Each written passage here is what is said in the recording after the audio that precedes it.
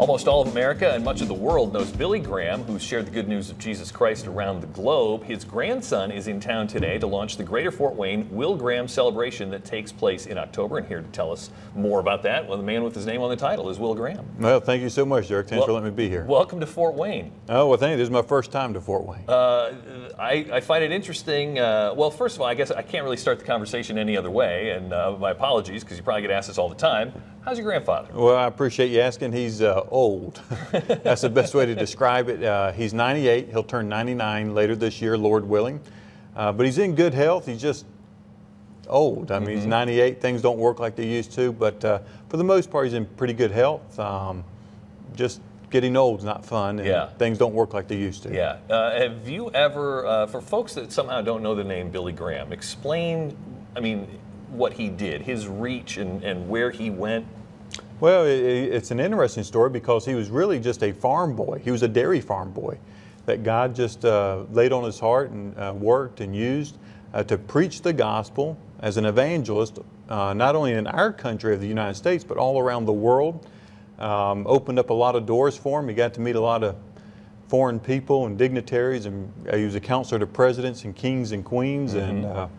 But that's how the world knows him, but I just know him as Daddy Bill. That's what we as grandchildren call him, and to us he was just a granddad, wonderful granddad. Did you have a choice in your occupation, or is this like the family business, son? This is going to be yours? Yeah, people often say, I see that you're following the family business, and they mean it well, but we never referred to it as a family business. You know, there's things you can inherit, like a family business, like a car detail shop or a pharmaceutical company. I don't know, something that you can be passed physical, on. Right. But ministries belong to God. God gives them to people. God gave it to my grandfather.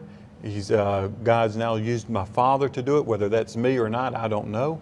But yes, I'm just helping my father and my grandfather continue to preach the gospel, and I've enjoyed doing it, and that's what brings me to Fort Wayne.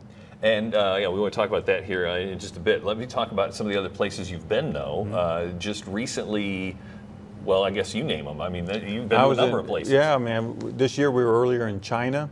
I've been blessed to be able to go into China to preach the gospel. That's very rare.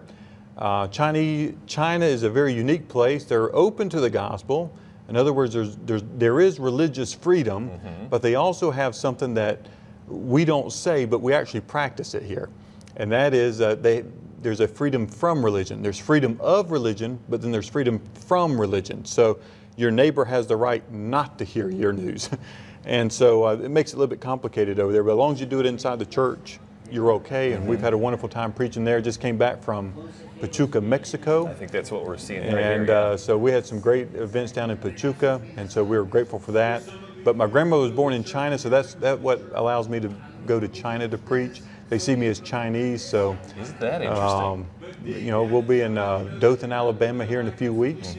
Then Fort Wayne later this after, and then I'll be in Prince Edward Island, Canada, which is their 150th anniversary as a country in Canada, and I'll be preaching in their place where it all took place in Charlottetown, Prince Edward Island. Yeah, I think it's interesting to see you next to a translator, obviously. Does it throw off your rhythm? Well, it's real hard for him because he's got to understand Southern. That's hard for him.